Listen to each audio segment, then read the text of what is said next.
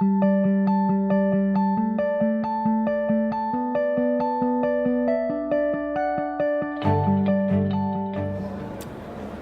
and welcome to AEF TV in association with Anjarati. I'm now joined by Rashid Al-Zayani from Midal Cables.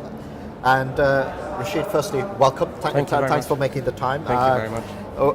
So we were talking a little bit off air, and I've been covering this event for 4 years. I started mentioning the fact that this rush to build power plants and power sources is great, fantastic. But you need to evacuate this. Sure. No good having a whacking great big power plant if people aren't getting the power. That's right. So, you guys manufacture cables, and that must surely be a barometer of what is happening at that level in terms of the T&D network to invest into it to get that power evacuation going. So tell us a little bit about your world. What's going on? Sure. So for those who don't know us, Midal Cables is one of the world leader in manufacturing aluminium cables for transmission lines. We have 5 manufacturing locations. Our headquarters are in Bahrain, but we have manufacturing in Saudi Arabia, Turkey, Australia, and we recently set up our new location in Mozambique. Why Mozambique? The reason to set up the factory there was to cater to the South African market and the SADC region. So these are markets that are protected in terms of duties selling into those markets. And we had the choice between South Africa and Mozambique because the aluminium is available there. And we chose Mozambique because we really saw it as a more promising and growth-driven country versus South Africa, which is already quite saturated. Right.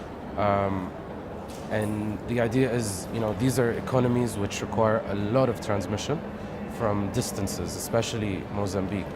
So just to give you an example, all the generation is in the north of the country where the dams are, and the consumption is in the south, in Maputo, as well as... Exactly the same as Germany, right? Exactly the same as Germany. All the wind farms are in the north and the consumption the is in the south. Yeah. And then also Mozambique sells a lot of power to South Africa. So there is a huge requirement for transmission.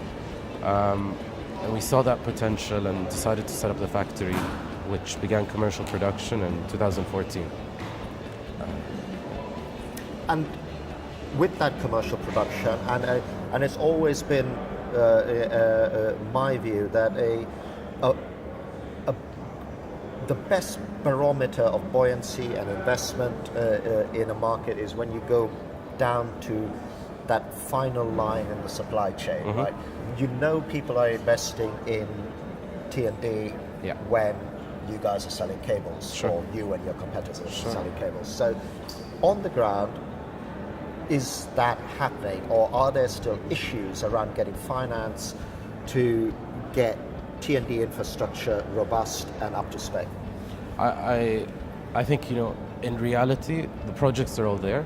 It's just getting the financing, especially in countries like Mozambique, where you have, they've announced 15 power generation projects, but the financing is not available, and it's been like that for the last 3-4 years.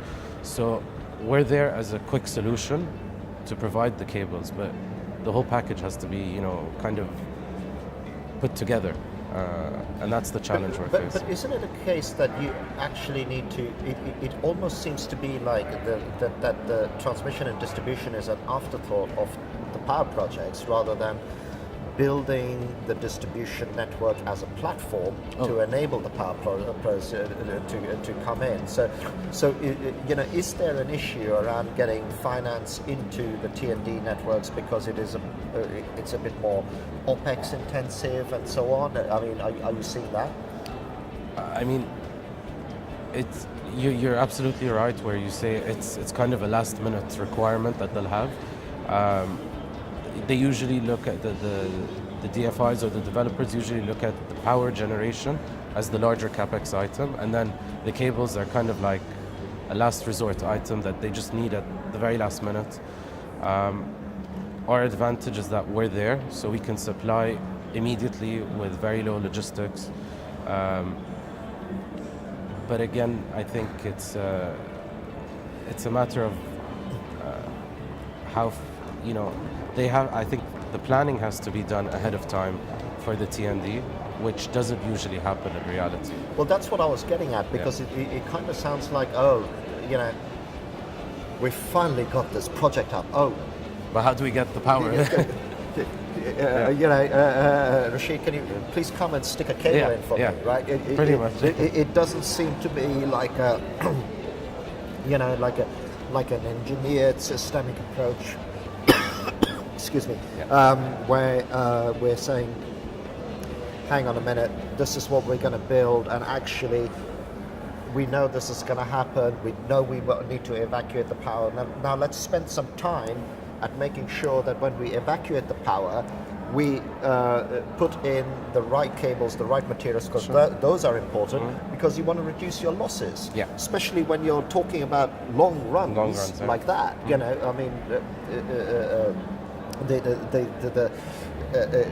The laws of physics don't change in Mozambique, right? They're the same. The longer you run, the more your losses. So that must be surely that must be frustrating. That should be a big part of the planning. So what we're doing now is, because of this frustration, what we're doing is we're talking to the power authorities and to the contractors and to the developers early on, and introducing our high conductivity cables.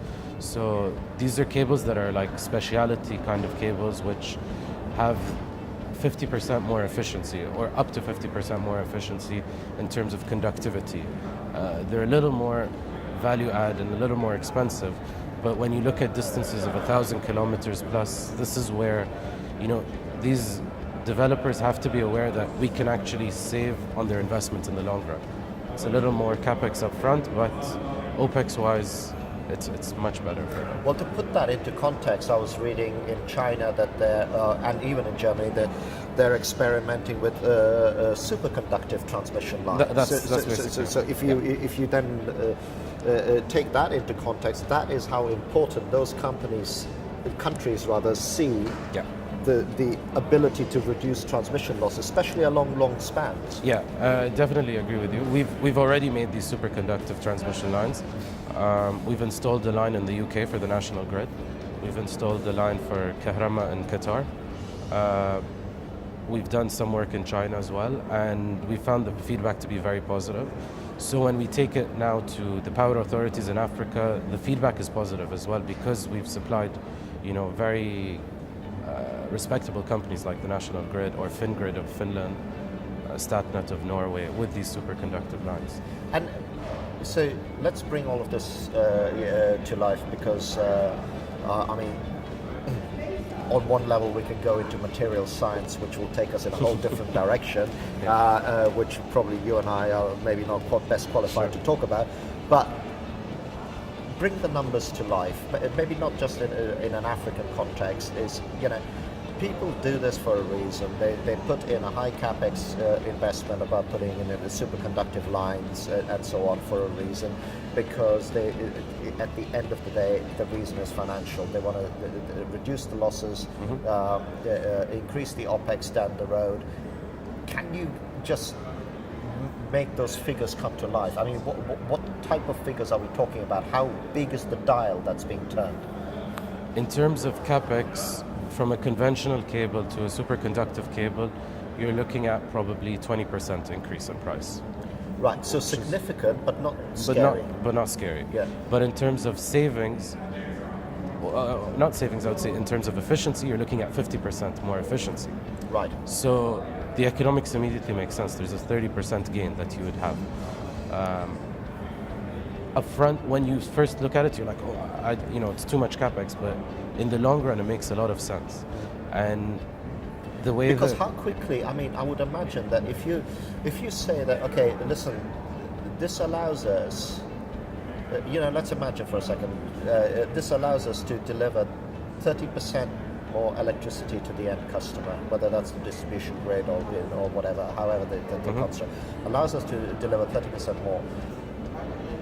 That alone is a big number. Yeah. Doesn't that mean that actually the repayment of that initial 20% uptake, what sort of time scale is it in? I accept that tariffs vary, but by and large, there must be some sort of mean in there. Is it 5 years? Is it 4 years? What are we looking at? Is it 2? I don't know.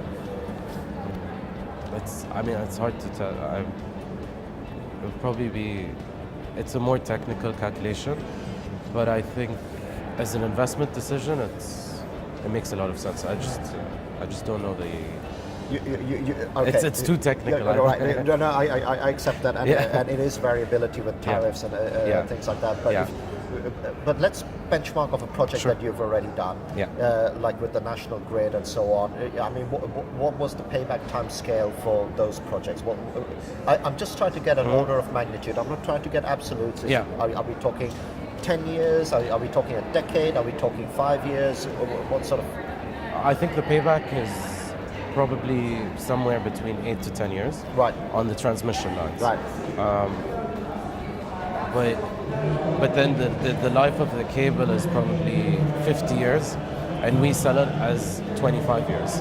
Right. So, after the 10th year, the companies are already making money, and after the 25 years, it's fully depreciated. So but it lasts up to 50 years and even more. Okay. So all the economics stack up, and it all makes sense.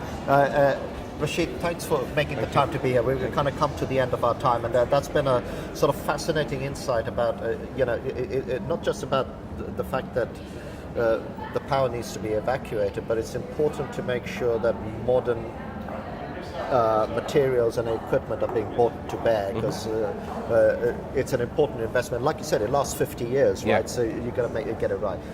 Rashid, once again, thanks for taking the time. Thank you very much, Hamid. And thank you as well for watching. Thank you very much.